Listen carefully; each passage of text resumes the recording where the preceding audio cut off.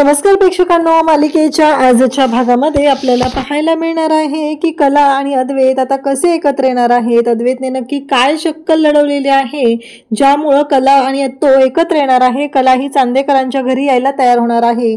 अद्वैत एक नोटीस घेऊन येणार आहे आणि ती नोटीस कलाला देणार आहे, त्यामुळे कलाला हा निर्णय घ्यावा लागणार आहे।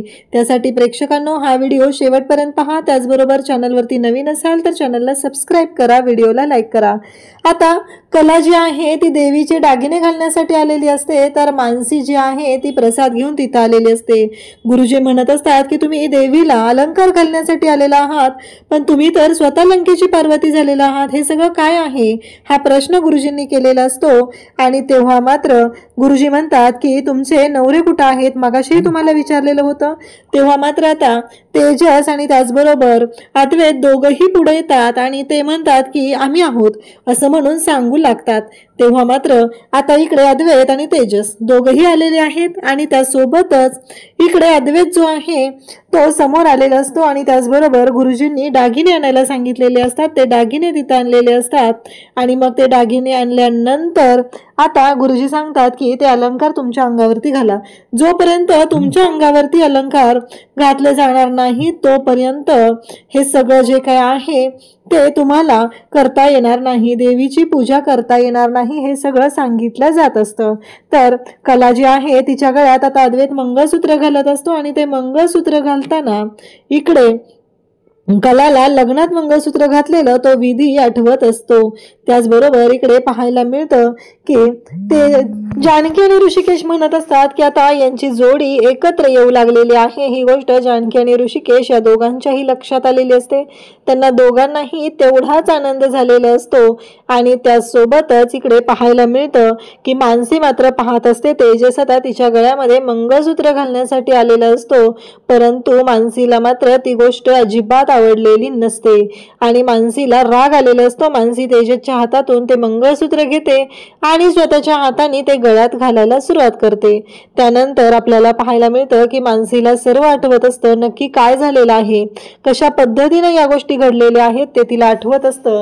कारण तिच्या बाबांचा लग्नामध्ये झालेला अपमान, तेजसनं खोटे दागिने आणलेले असतात, त्याच्यामुळे तिच्या बाबांची होणारी घालमेल या सगळ्या गोष्टी तिला आठवतात आणि शेवटी तिच्या बाबांचा जीव गेलेला असतो।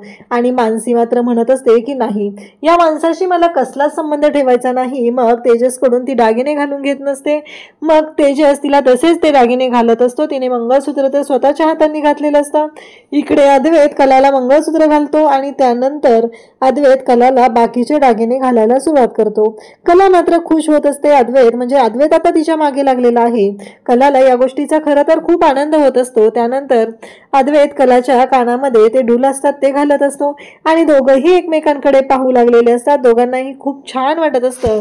त्यानंतर इकडे तेजस जो आहे तो मानसीच्या गळ्यामध्ये तो जो हार आहे तो हार घालत असतो।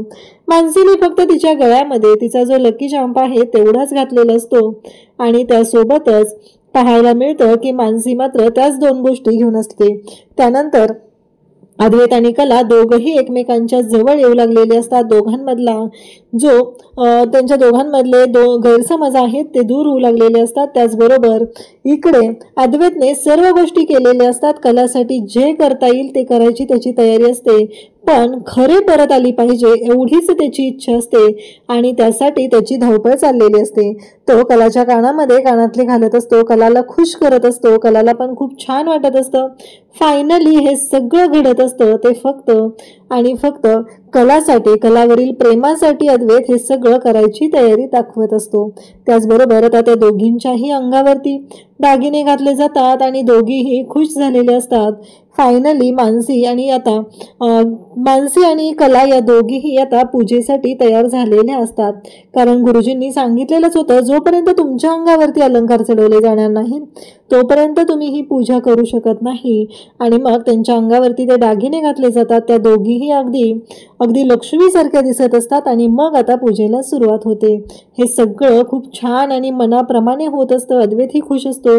फायनली अद्वैतलाही जाणवत असतं की चला म्हणजे कुठेतरी काहीतरी चांगलं घडतंय आणि खरेला आनंद होतोय, ही गोष्ट अद्वैतच्या लक्षात आलेली असते। त्याचबरोबर अद्वैत मनापासून या सर्व गोष्टी करत असतो आणि इकडे अद्वैत म्हणत असतो की आता देवीची पूजा तर झालेली आहे। त्यानंतर गुरुजींनी सांगितलेलं असतं प्रत्येक जण मंदिरात आपापल्या पद्धतीने देवीची सेवा करत असतं, कोणी गाऊन करतं, कोणी नृत्य करतं, तुम्हाला जे काही करायचं आहे ते तुम्ही करू शकता, काही जण वादनही करत असतात असं गुरुजींनी सांगितलेलं असतं। तेव्हा मात्र मानसी आणि कला म्हणतात की आम्ही नृत्य करतो आणि मानसी आणि कलाने आता नृत्य करण्याचं ठरवलेलं असतं। मग गुरुजी सांगू लागतात की तुम्हाला जर हे नृत्य करायचं असेल तर ते नृत्य ते देवीची जी घंटा आहे त्या घंटाच्या तिथे जाऊन ते करायचं आहे, ती मोठी जी घंटा आहे तिथे तुम्हाला ते नृत्य करावं लागणार आहे। आणि मग या दोघीही तयार होतात, सगळे खुश झालेले असतात। फायनली हा विधी आता संपन्न होणार असतो आणि एवढ्या सगळ्या गोष्टी व्यवस्थित घडत असतात।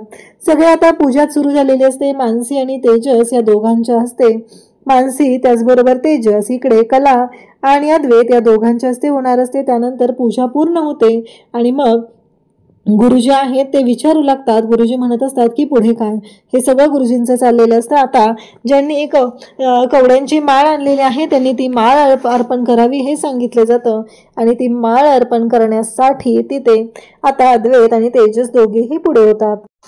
इकडे पूजा सुरू झालेली असते, सगळेजण खुश झालेले असतात। सगळ्यात जास्त आनंद झालेला असतो तो म्हणजे सायली आणि अर्जुन या दोघांना खूप आनंद झालेला असतो। फायनली ही गोष्ट आता होत असते आणि इकडे तेजस ही आता ती माळ जी आहे ती तिथे अर्पण करतो आणि त्याचबरोबर तोही आपल्या लकी चांपा आहेत त्यांनी घरी यावं यासाठी तिथे देवीकडे प्रार्थना करू लागतो।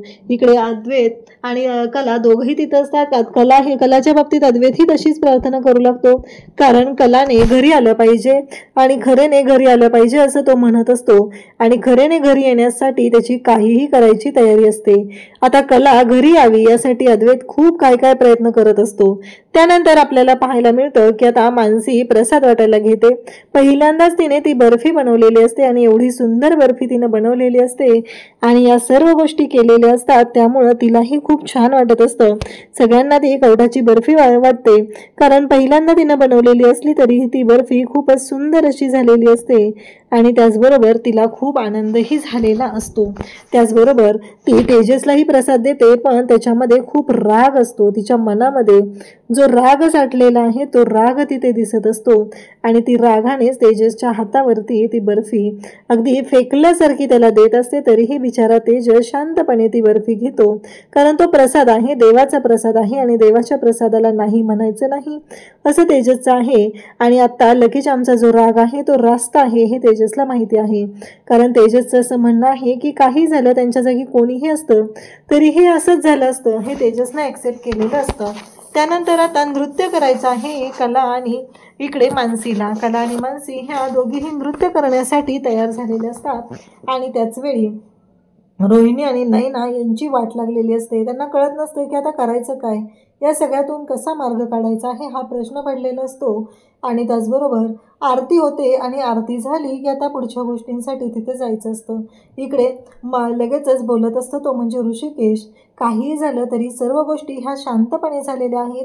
गुरुजींचंही म्हणणं आहे की खरंच आजपर्यंत एवढा देखणा मुकुट कोणीच बनवला नव्हता, एवढा छान असा मुकुट बनवला गेलेला आहे असं गुरुजींचं म्हणणं असतं। गुरुजीही सांगत असतात की हो, आणि त्याचबरोबर बर्फीही खूप छान झालेली आहे, म्हणजे प्रसादही छान झालेला असतो। त्याचबरोबर देवीचा हार हा खूप छान पद्धतीनं बनवलेला आहे हेही सांगितलं जातं। आजपर्यंत अशी डिझाईन कधीच बनवली गेली नव्हती, म्हणून कलाचंही सर्वत्र कौतुक होत असतं। गुरुजी स्वतः कौतुक करत असतात आणि कला आणि अद्वैत या दोघांनाही तो मान मिळालेला असतो। म्हणजे आजच्या पूजेचे जे मानकरी असतात ते म्हणजे कला आणि त्याचबरोबर मानसी या दोघींनीही सर्व गोष्टी व्यवस्थितपणे पार केलेल्या आहेत आणि आता देवीच्या पूजेचा मान त्यांना मिळालेला असतो। हे सगळं घडत असतं, पण मानसी मात्र म्हणत असते मी हे सगळं करत आहे ते फक्त आणि फक्त माझ्या बाबांसाठी करत आहे, माझ्या बाबांनी माझ्यासाठी आजवर जे केलेलं आहे त्यासाठी मी हे सर्व करत आहे असं ती बोलत असते। आणि त्यासोबतच इकडे यांचा प्लॅन सुरू होतो की आता यांची वाट लावायची आहे। इकडे गायत्री तर म्हणत असते काहीही झालं तरीही तो तेजस आणि ती मानसी माघारी घेऊन जायचं नाही आहे त्यांना, असं तिच्या डोक्यात सुरू झालेलं असतं। इकडे आपल्याला पाहायला मिळतं की संगीता जी आहे तिची वेगळीच चिडचिड सुरू झालेली असते। संगीता म्हणत असते की हे सगळं असं का झालं, कारण कुंकू का सांडलेला आहे, हा अपशकुन झालेला आहे, या गोष्टीची भीती संगीताला वाटत असते आणि संगीता विचार करू लागलेली असते। ती काजलला बोलवते, काजल तू इकडे ये, अगं बघ नाही काय झालेलं आहे। दिनकररावांना बोलवते, त्यांनाही सांगू लागते, म्हणजे कलाचे बाबाही तिथे येतात आणि ते म्हणत असतात की प्रत्येक वेळेस असाच विचार नसतो करायचा। तेव्हा कलाचे बाबा संगीताला म्हणू लागतात, अगं संगी असं नको विचार करू, आणि त्याचबरोबर त्यांचं असं म्हणणं असतं की असं काही विचार करायची गरज नाहीये, सगळं व्यवस्थित होणार आहे असं कलाचे बाबा आईला समजवत असतात। ती म्हणत असते नाही हो, मला काळजी वाटायला लागलेली आहे म्हणून बोलत आहे असं त्यांचं म्हणणं असतं। परंतु बाबांनी आता समजून सांगितलेलं असतं की असा विचार नको करूस, असं काहीही होणार नाही असं त्यांनी स्पष्टपणे इकडे कलाच्या आईला सांगितलेलं असतं। आणि इकडे आता पूजा सुरू झालेली असते, आरती सुरू झालेली असते, सगळेजण तिथं असतात आणि या सर्व गोष्टी घडत असतात। त्यावेळी मात्र इकडे घडतं असं की ही गायत्री जी आहे त्यांनी एक वेगळं कांड सुरू केलेलं असतं आणि त्याचबरोबर तिच्या डोक्यात वेगळेच विचार सुरू झालेले असतात। त्याचबरोबर आपल्याला पाहायला मिळतं की इकडे तेजस मात्र मानसीकडे त्या आशेने पाहत असतो की मानसीने माफ केलं पाहिजे, आता तरी तिनं आलं पाहिजे असं त्याला वाटत असतं आणि त्यासाठी तो विचार करत असतो। त्यानंतर इकडे पाहायला मिळतं की कला, अद्वैत सर्वजण तिथं आहेत, आता पूजेची तयारी सुरू झालेली आहे आणि त्या दोघींनाही आता नृत्यही करायचं असतं आणि त्या दोघींनी ते स्वीकारलेलं असतं। देवीच्या गाण्यावरती तिथं त्यांना नृत्य करायचं असतं आणि इकडे नैना त्याचबरोबर गायत्री आणि रोहिणी यांची मात्र वाट लागलेली असते, त्यांना कळायचं बंद झालेलं असतं। इकडे मानसी आणि त्याचबरोबर कला दोघीही खुश असतात। फायनली तो जो विधी आहे तो पूर्ण करायचा आहे आणि यांनी आता खूप मोठा कांड केलेला आहे, ते म्हणजे ती देवीची घंटा आहे ती नेमकी कला आणि मानसी या दोघी नृत्य करायला लागल्या की त्यांच्या डोक्यावर पाडायची, त्यांना तिथं मारून टाकायचं हा त्यांचा प्लॅन ठरलेला असतो। आणि या दोघीही अगदी भान हरपून तो नृत्य करत असतात, तो डान्स करत असतात, सगळेजण पाहत असतात, दोघींचं कौतुक करत असतात, दोघी देवी आईला तिथे मानवंदना देत असतात। हे सगळं त्यांचं चालू झालेलं असतं। त्यासोबतच इकडे मानसी आणि कला यांचं नृत्य चालू असताना एक मोठी गोष्ट घडते आणि ती म्हणजे वरून तो घंटा जो आहे तो गायत्री आणि रोहिणी दोघीजणी मिळून सोडून देतात। तेव्हा मात्र त्यांच्या लक्षातही येत नाही की यामुळं आपण देवीच्या परिसरात आहोत, देवाच्या परिसरात आहोत, देव पाहतो आपण म्हणतो, एखादी चुकीची गोष्ट करताना सुद्धा आपण 1000 वेळा विचार करतो की नाही वरून देव पाहतोय, आपण चुकीचं नाही वागलं पाहिजे असा विचार आपल्या मनात येतो। पण ह्या ज्या मूर्ख 2 बायका आहेत त्यांच्या मनात जराही काही येत नाहीये, त्यांना जराही वाटत नाहीये की आपण देवाच्या गाभाऱ्यात आहोत तर असं काही वागलं नाही पाहिजे असंही त्यांना वाटत नाही। त्याचबरोबर इकडे पाहायला मिळतं की आता त्यांच्या दोघींची फुगडी सुरू झालेली असते, त्या दोघीजणी फुगडी घालत असतात आणि त्याचबरोबर हे सगळं चालू असतं। गायकडे ऋषिकेश आणि त्याचबरोबर जानकी, अर्जुन, सायली या चौघांनाही आनंद झालेला असतो आणि अचानक वरून घंटा पडायला लागलेली असते आणि ती गोष्ट इकडे अद्वैत आणि त्याचबरोबर तेजस दोघंही पाहतात आणि त्यांना मात्र धक्का बसतो, कारण त्यांना कळलेलं असतं की या दोघींचा जीव धोक्यात आहे। इकडून यांनी हे सोडलेलं असतं आणि वरून ती घंटा पडायला लागलेली असते। त्या क्षणी तेजस आणि अद्वैत दोघंही धावत जातात, खरे आणि त्याचबरोबर लकी चांप असं म्हणत ओरडत दोघेही पोचलेले असतात आणि त्या दोघांनी स्वतःच्या जीवाची पर्वा न करता यांच्या दोघींचाही जीव वाचवलेला असतो।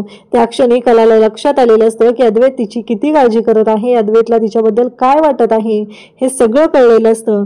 परंतु कला मात्र लगेचच थँक्यू म्हणते, पण मानसी मात्र इतका राग करते तेजसचा की ती अजिबात म्हणत नाही, तिच्या तोंडून जराही निघत नाही।